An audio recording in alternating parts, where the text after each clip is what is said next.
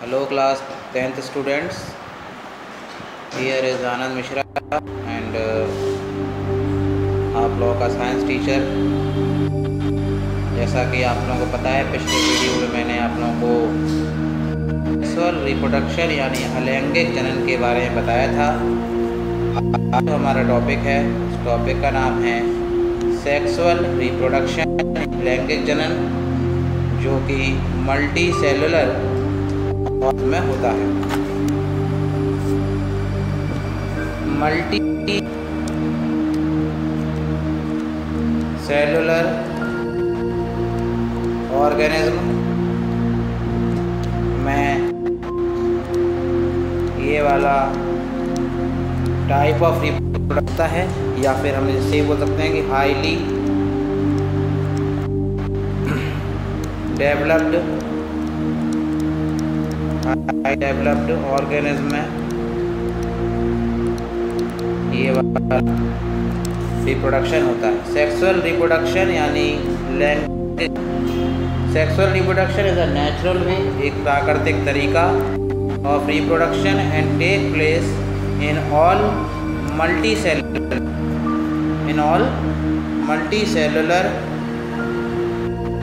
Organism.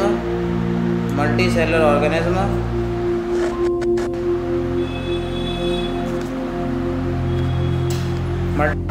this process involves two individuals to produce offsprings, यानी इस process में दो इंडिविजुअल्स, दो अलग अलग, एक माता और एक पिता होते हैं, इंडिविजुअल्स होते हैं, टू प्रोड्यूस स्प्रिंग्स, जो अपने बच्चों को पैदा करते हैं।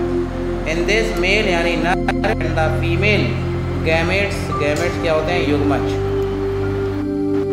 युग्मज फ्यूज यानी आपस में मिलना, together give rise to a new cell. उसे बोल दे रहा हूँ मैं।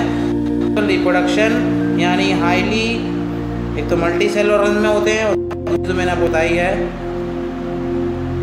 कि ये काय में होते हैं? डेवलप्ड ऑर्गेनिज्म में होता है। काय में होता है? हाईली डेवलप्ड ऑर्गेनिज्म में होता है। Sexual reproduction is a natural way of reproduction and take place in all multi cellular organism. This process involves two individuals to produce offsprings.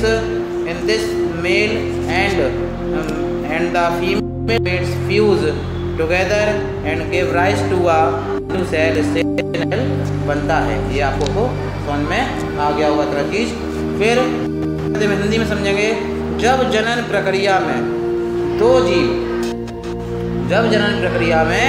दो जीव जनक भाग लेते हैं तो उसे जनन कहते हैं। इसमें अर्धसूत्री विभाजन एवं निश्चेतन की क्रिया होती है। इसमें अर्धसूत्री विभाजन एवं निश्चेतन की यानी फर्टिलाइजेशन की क्रिया होती है। नर युग्म एवं नया युग्म बनाते हैं। नर युग्म यहाँ से जोड़ लेना, यहाँ मादा लिखा हुआ है, मादा। नर युग्म मादा युग्म एक नया युग्मक बनाते हैं, जिनके संयोजन से बने युग्नानस के द्वारा जीव बनता है। लैंगिक जीवन में बनी संतति संतान आपस में एवं जिनको समरूप वाली होती है।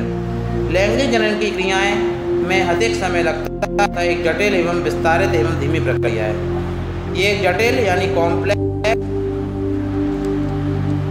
विस्तारित यानी लॉन्ग प्रोसेस,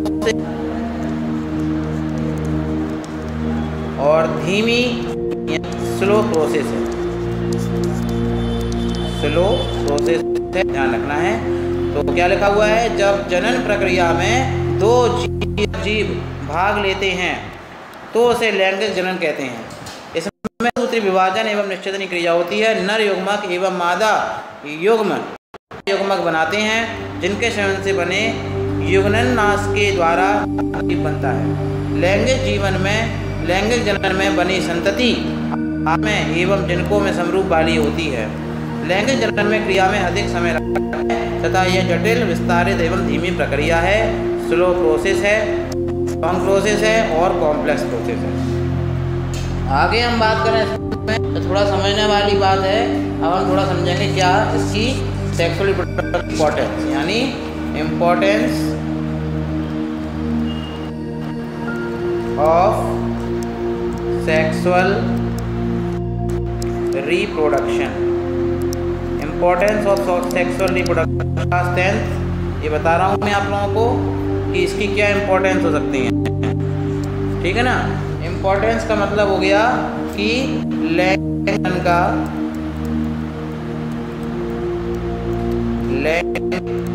जनन का महत्व, मैं बताता हूँ लैंगिक जनन का क्या क्या महत्व हो सकता है। तो समझ लीजिए, reproduction, 1 or 2 individuals are used which have male and female reproductive organs.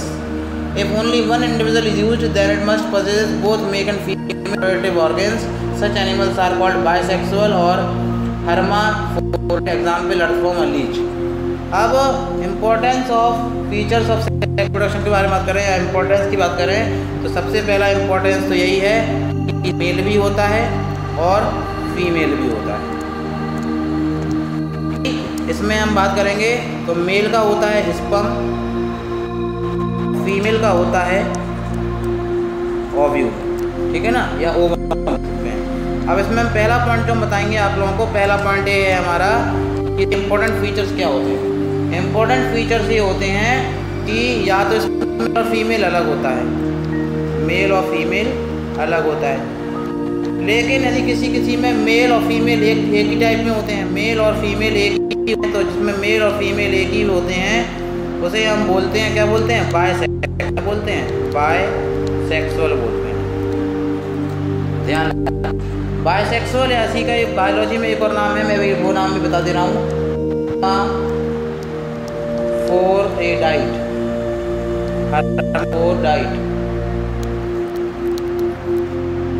hermaphrodite ये इसका नाम है। इसमें एग्जाम्पल मैं आपको बता रहा हूँ, केंचुआ, अर्थवॉर्म जिसे अपन कहते हैं, ये बायसेक्सुअल होता है, इसी में मेल होता है, इसमें फीमेल, और लीच इसमें भी मेल होता है और फीमेल होता है।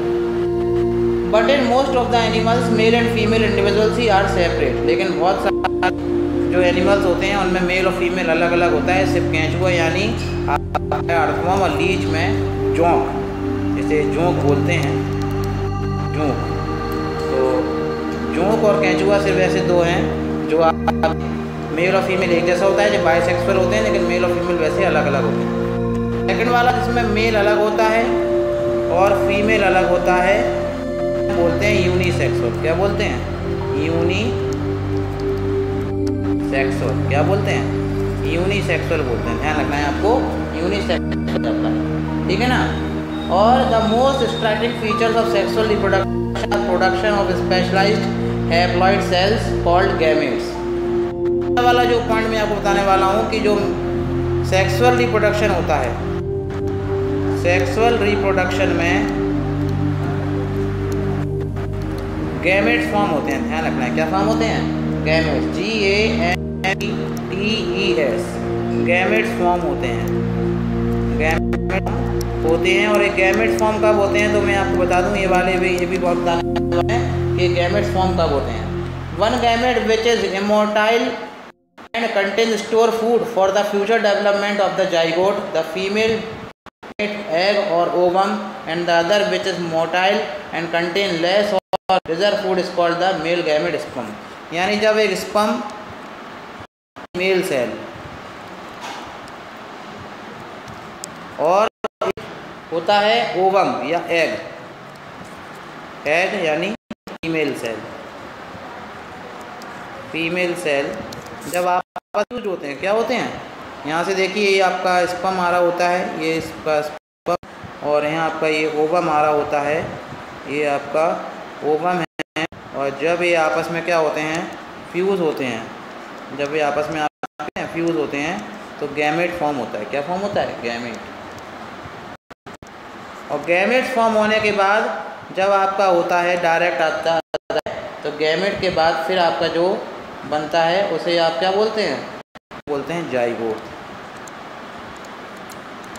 और जाइगोट और डेवलप होकर क्या बनाता है, एम्ब्रियो, एम्ब्रियो बनाता है। और एम्ब्रियो ही बाद में क्या बनता है, बेबी बनता है, न्यू बॉर्न बनता है। तो ये आपका रिप्रोडक्शन था, इसको अच्छे से पढ़िए, कोई डाउट पूछ लीजिएगा। Thank you very much. और इसके बाद ध्यान रखना है आपको, जो अगला वाला जो पार्ट आएगा उस पार्ट में भी आप लोगों को इसी तरीके की चीज़ें पढ़नी है। डेफिनेशन कर लीजिएगा और कॉपी में लिख लीजिएगा।